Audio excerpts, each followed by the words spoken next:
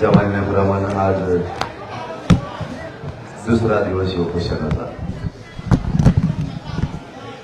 सरकारने आणि विशेष करून मुख्यमंत्री फडणवीस साहेबांनी सगळ्या मागण्याची अंमलबजावणी करणं आवश्यक आहे.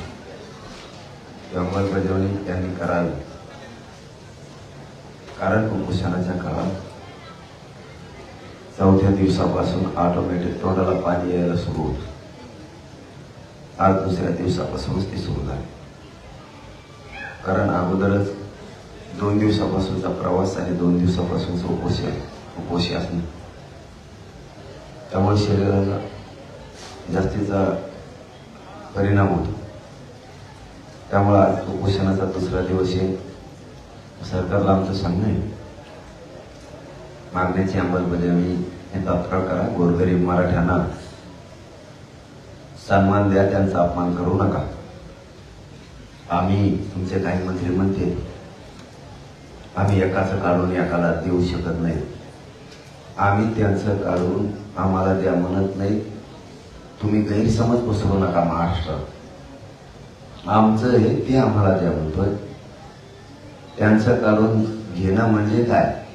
ओबीसीला उदाहरणार्थ 32% आरक्षण आहे, त्यांच्यातलं 20% आम्ही काढून घेणं, मग त्याला काढून घेणं म्हणजे तर त्यांना 10% ठेवणं. याला काढून घेणं म्हणजे मंत्री संभ्रम निर्माण करते. आम्ही 32% ओबीसी आरक्षणातलं 20% मराठ्याला काढून द्या ओबीसीचं असं म्हणत नाही. 10% ओबीसी आरक्षण 32% ओबीसीला ठेवा असं आम्ही म्हणत नाही. आम्ही म्हणतोय आमच्या ज्या नोंदी आहेत त्या ओबीसी आरक्षणात घ्या. आम्ही ओबीसीतच आहेत. मराठा आणि कुणबी हा एकच आहे. हे आमचं म्हणणं आहे. हे सरकारनं समजून घ्या. संभ्रम निर्माण करू नका आणि राज्य अस्थिर करण्याचं काम मंत्र्यांकडून होऊ नये ही अपेक्षा. तुमचा दुसरा प्रश्न होता की पोरांच्या बाबतीचा. पोरांना माझी सगळ्या विनंती आहे, तुमच्या गाड्या पोलिसांनी दिलेल्या पार्किंग मध्ये लावा. पोलिसांना कोण बोबल तरी कशाला? पत्रकार परिषद चालली तरी बोंबलतोय. तो तेवढ्यालाच आलेला का? फक्त काय करायचं काय नाही करायचं हे असले पक्षाने पाठवलेले असते. त्यांना काय देणं घेणं नाही. काय सांगितलंय काय करायचं. माणसं बोलत असले तरी पण त्यांनी काय सांगितलं हे ऐकून लोकांना सांगायचं नाही. फक्त तिथं जाऊन आरडायचं. यांनी केव्हा मुंबई बघितलेली नसती. यातले पक्षाचे चमचे असते आणि या त्या चमच्या अवलादीमुळं आपल्या गोरगरिबांच्या भविष्यावर अडचण येते. कारण याला कधी समाज बाप नाही वाटला, यांना नेतेच बाप वाटले हमेशा. म्हणून आमच्यासारख्या 7 करोड गरीब मराठ्यांचं वाटलं झालं. आम्हाला आरक्षण पाहिजे, राजकारण नाही करायचं. आणि मुख्यमंत्र्याला नेमकं राजकारण करायचे, आरक्षण द्यायचं नाही. ज्या ज्या स्पॉटवर पोर असतील त्यांना विनंती आहे, संयम धरा. वाट बघू आपण.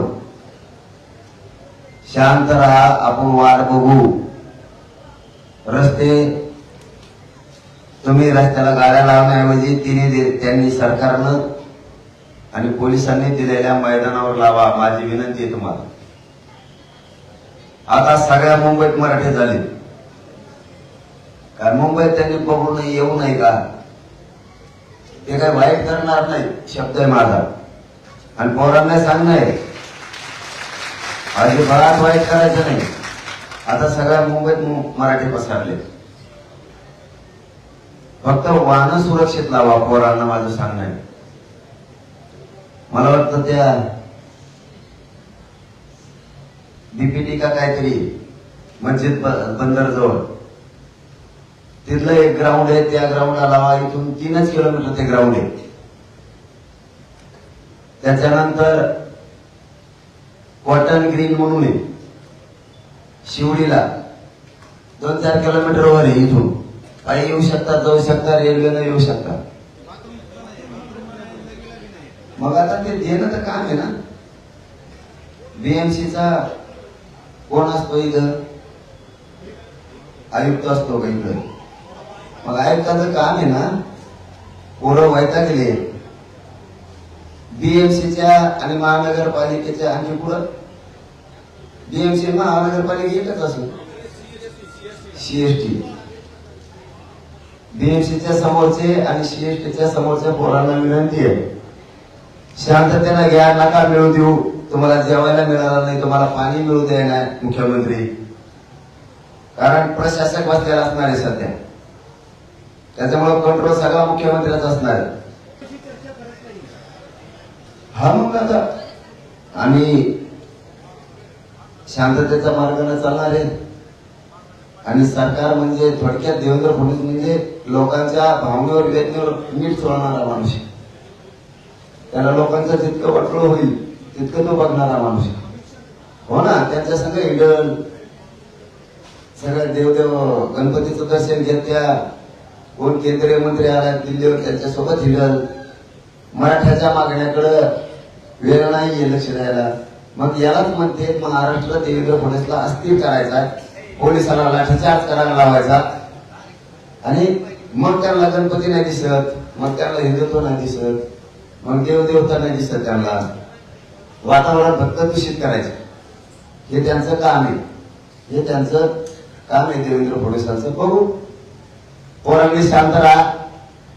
इकडे आझाद मैदानाकडे या. तिकडचा त्या बीएमसीचा सीएसटीचा रस्ता मोकळा करा. आझाद मैदानाकडे आणि गाड्या सुरक्षित लावा. धन्यवाद.